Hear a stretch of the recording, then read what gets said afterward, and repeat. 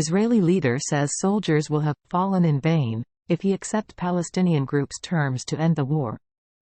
Israel's Prime Minister Benjamin Netanyahu has rejected a proposal by Hamas to end the war and release captives in exchange for withdrawing Israeli forces, releasing prisoners and accepting the armed group's governance of Gaza. Netanyahu, who is under growing domestic pressure to bring the captives home, said that accepting Hamas's conditions would mean leaving the armed group intact, and that Israel's soldiers had fallen in vain. "I reject outright the terms of surrender of the monsters of Hamas," Netanyahu said on Sunday. "If we accept this, we won't be able to guarantee the safety of our citizens. We will not be able to bring evacuees home safely, and the next October 7 will only be a matter of time," the Israeli leader added.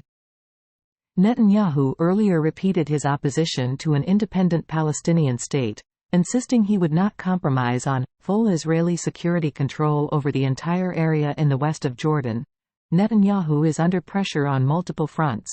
As families of the captives call for a deal to secure the return of their loved ones, members of his far-right ruling coalition push for an escalation of the war, and growing differences cloud relations with the administration of United States President Joe Biden. On Sunday evening, the Hostages and Missing Families Forum began a protest outside the Israeli leader's private home in Jerusalem, pledging not to leave until he agrees to a deal on the captives' release.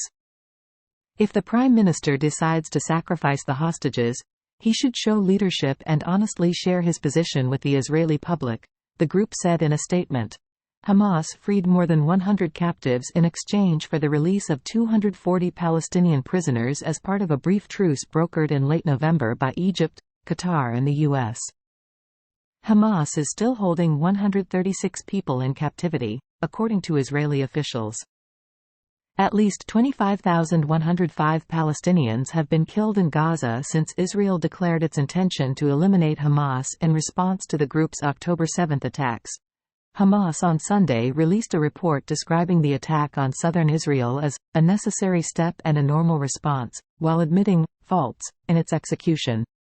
Thanks for watching. Don't forget to subscribe, like, comment and share.